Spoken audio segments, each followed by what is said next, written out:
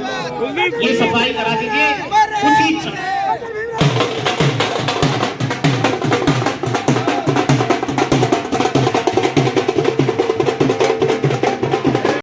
समय। एक पर्ची बना करके देंगे। देखिए बहुत सारे साथी आए हैं। जिंदाबाद बहुजन समाज पार्टी जिंदाबाद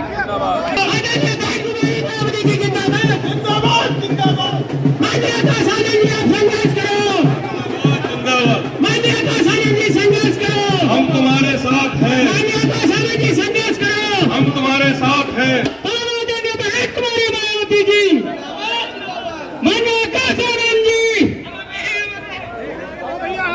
जय भीम साथियों, हमारे यहाँ विपक्षी पार्टियों ने हमारे कैडर, हमारे वर्कर, हमारे कार्यकर्ताओं के बीच में एक बहुत गंदा, एक बहुत नीच तरीके का एजेंडा फैलाने की कोशिश की है। हमारे लोगों को भ्रमित करने की कोशिश की है, डिमोरलाइज करने की कोशिश की है।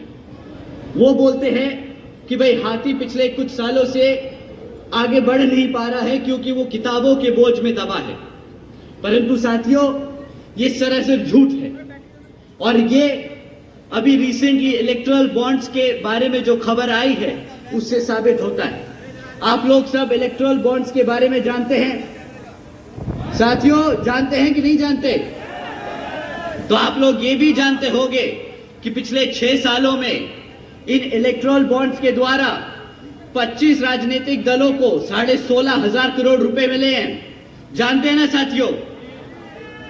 परंतु इन 25 राजनीतिक दलों में एक पार्टी का नाम नहीं था। आप जानते हैं कौन सी पार्टी है जिसको,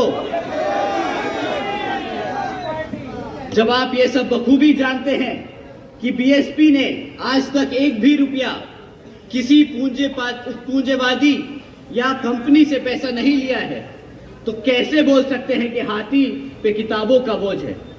हाथी पे किताबों का बोझ नहीं। वो अपना कार्यकर्ता उस किताब को अपना कर्तव्य समझता है ताकि वो अपने मूवमेंट को आगे चला सके। जानते हैं ना आप सब साथियों कि बीएसपी ना कभी किसी पूंजीवादी के पैसों से लेके अपना इलेक्शन लड़ती है और ना ही आगे कभी लड़ेगी।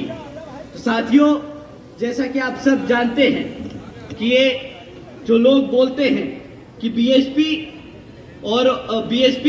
कार्यकर्ताओं पे बोझ डालती है, ऐसा कुछ नहीं।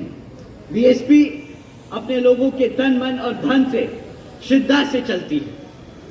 साथियों, जैसा कि आप जानते हैं कि लोकसभा के आम चुनाव चल रहे हैं और इस लोकसभा चुनाव में अन्य पार्टी आप लोगों से आकर आपसे वोट मांगने का काम करेगी।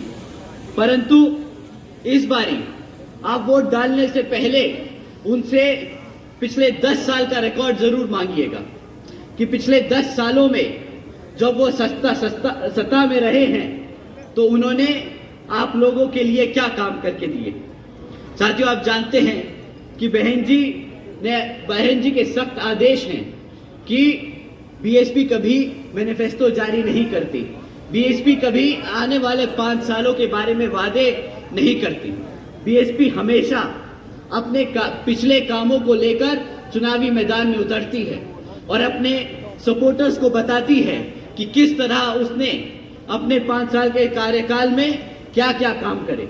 तो साथियों, मैं भी आपसे दरख्वास्त करूंगा कि आप जब विपक्षी पार्टियां आप लोगों के बीच में आए और वोट मांगे तो आप उनसे पहले उनके पिछले 5 से 10 साल के कार्यकाल की रिपोर्ट कार्ड मांगिएगा। आप सब जानते हैं कि शिक्षा कितनी महत्वपूर्ण होती है एक बच्चे का भविष्य बनाने के लिए।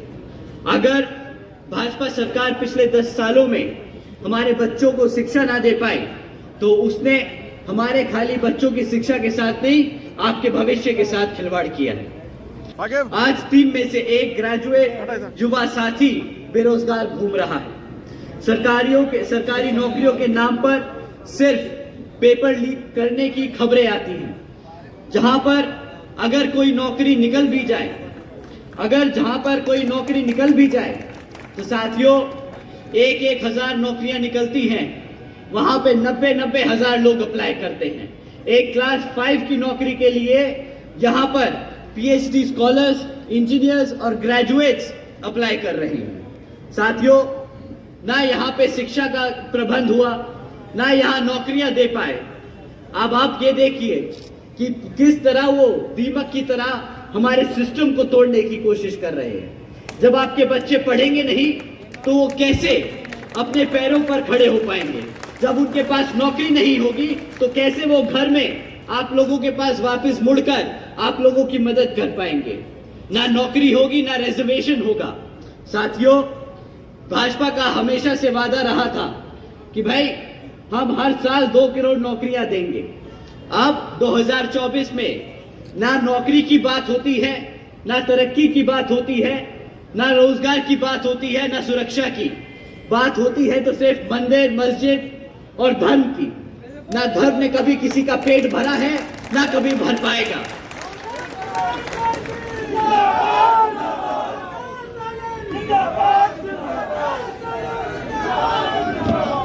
साथियों, जब वो रोजगार ना दे पाए तो अब अपनी आवाम को भूखा तो रखेंगे नहीं।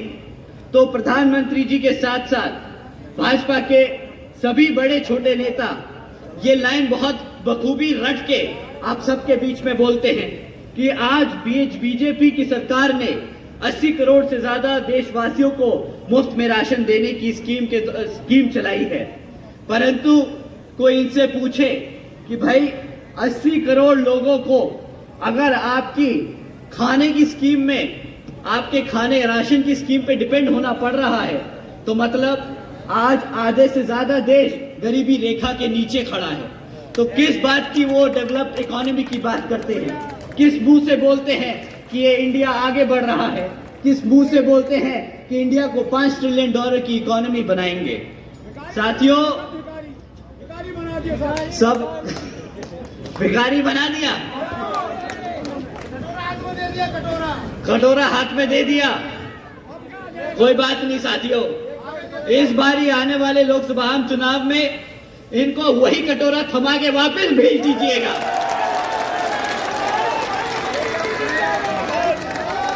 साथियों, इन्होंने आप लोगों को मुफ्त में राशन देने की स्कीम चलाई। आप जानते हैं कि इस मुफ्त राशन की लागत क्या पड़ रही है आप सब पे? साथियों, 2 लाख करोड़ रुपए ये सरकार का पैसा मुफ्त राशन बांटने में लगा रहे हैं। साथियों, और मुफ्त राशन मिलता ही कितना है?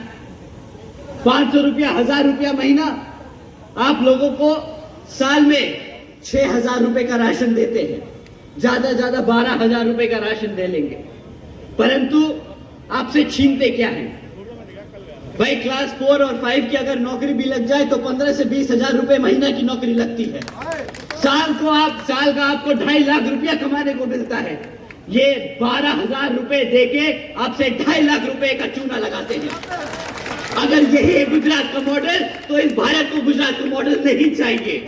साथियों, जैसा कि मैंने आपसे शुरुआत में कहा था कि बहन जी ने हमसे कहा है कि आप जनता के बीच में जाइए और हमारे काम के बारे में बताइए, ताकि मैं आपके सामने बहन जी के गवर्नेंस मॉडल के बारे में कुछ बातें बताना चाहूंगा। साथियों, बहन जी के गवर्नेंस मॉडल के तहत बसपा ने अपनी सरकार के चलते हुए महामाया गरीब बालिका आशीर्वाद योजना चलाई थी, जिसके तहत 3,25,000 बच्चियों को 1-1 लाख रुपए देने का बहन जी ने काम किया था। साथियों, देश में पहली बार ऐसा हुआ था कि बच्ची पैदा होते ही लखपति बन गई थी। साथियों, बहन जी ने इस योजना के तहत 3,250 करोड़ रुपए अपनी बच्चियों को देने का काम किया था। बहन जी के गवर्नेंस मॉडल के तहत बसपा की सरकार ने सावित्रीबाई फूले बालिका शिक्षा योजना भी चलाई थी, जिसके तहत 7 लाख से ज्यादा बच्चियों को 12वीं तक की शिक्षा प्राप्त करने हेतु बहन जी ने 600 करोड़ रुपए से ज्यादा इन बच्चियों को पढ़ाने के लिए खर्चे थे। साथियों, बहन जी ने एक तरफ हमारी बच्चियों को मुफ्त में शिक्षा देने का काम किया ताकि वो अपना पढ़ लिख कर अपने पैरों पर खड़ी हो सके। दूसरी तरफ ये सरकार आपको हर महीना मुफ्त में राशन देती है ताकि आपके बच्चों का भविष्य इन पर निर्भर हो जाए। आप लोग अपने पैरों पर ना खड़े हो पाए। साथियों, एक अच्छे लीडर में उनकी पॉलिसीज में पता चलता है कि वो कितना अच्छा लीडर और कितना अच्छा अपने लोगों से जुड़ा है। साथियों, बहन जी के गवर्नेंस मॉडल के तहत बसपा ने सरकारी कॉलेजेस के साथ साथ व्यावसायिक technical institutes, engineering colleges, polytechnic एवं इंडस्ट्रियल ट्रेनिंग इंस्टीट्यूट्स में अन्य पिछड़े वर्गों के छात्रों के लिए 27% आरक्षण की व्यवस्था तय की थी। इसी के साथ साथ पहली बार सरकारी कॉलेजेस के स्टूडेंट हॉस्टल्स में अन्य पिछड़े वर्गों के छात्रों के लिए भी 27% आरक्षण व्यवस्था तय की थी। साथियों, बहन जी के गवर्नेंस मॉडल के तहत चलकर बसपा की सरकार ने प्रदेश में अपने शासनकाल में 12,500 करोड़ की लागत से हमारे सभी SC, ST व OBC के साथ साथ आदिवासी समाज के 3.5 लाख से ज्यादा परिवारों को महामाया आवास योजना के तहत अपने खुद का घर देने का काम किया था। साथियों, बहन जी के गवर्नेंस मॉडल के तहत चलकर बसपा की सरकार ने सरकारी नौकरियों के साथ साथ देश में पहली बार सरकारी ठेकों में भी आरक्षण की व्यवस्था तय की थी।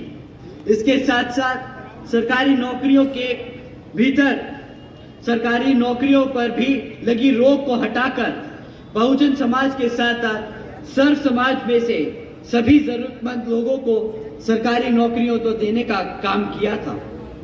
साथियों, बहन जी के गवर्नेंस मॉडल के तहत चलकर बसपा की सरकार के नेतृत्व में कृषि एवं संबंधित कार्यों में मिनिमम वेजेस को 55 रुपए से बढ़ाकर 100 रुपए प्रतिदिन करने का काम किया और अन्य पिछड़े वर्गों के लोगों की क्रीमी लेयर की वार्षिक आय सीमा 3 लाख रुपए से बढ़ाकर 5 लाख रुपए करने का काम किया।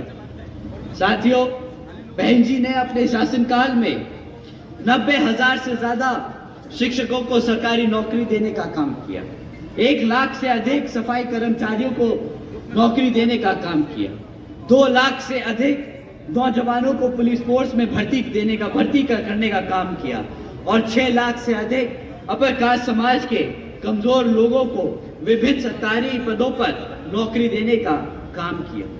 साथियों, बहन जी ने हर स्तर पर एक रिकॉर्ड छोड़ के रखा है कि अपने 5 साल के शासनकाल में युवाओं को नौकरी दी, हमारे बच्चियों को शिक्षा दी, हमारे बुजुर्गों, हमारे पिछड़े वर्ग के समाज को छत देने का काम किया। साथियों, उन्होंने कभी भी आकर आपसे आने वाले 5 साल के लिए वोट नहीं मांगे। उन्होंने हमेशा से अपने कार्यकर्ताओं को बोला है कि जो हमने मेहनत करी, जो हमने लोगों को लाभ पहुंचाया, उसको जाके अपने समाज में बताओ, ताकि आने वाले 5 साल अगर वो वोट डाले तो वो पता रहे कि वो किसके लिए वोट डाल रहे हैं और उन्हें क्या मिलने वाला है। यहाँ पर विभिन्न क्षेत्रों में हमारे लोकसभा के चुनाव लड़ रहे प्रत्याशी को आने वाले लोकसभा चुनाव में हाथी के सामने वाला बटन दबाकर आप लोग विजय बनाएं और यहाँ पर बहन जी के हाथ मजबूत करने का काम करें। जय भीम, जय भारत। गाजियाबाद की ताजा तरीन खबरों के लिए हमें सब्सक्राइब करें और हमारे बेल आइकन को प्रेस करना ना भूलें।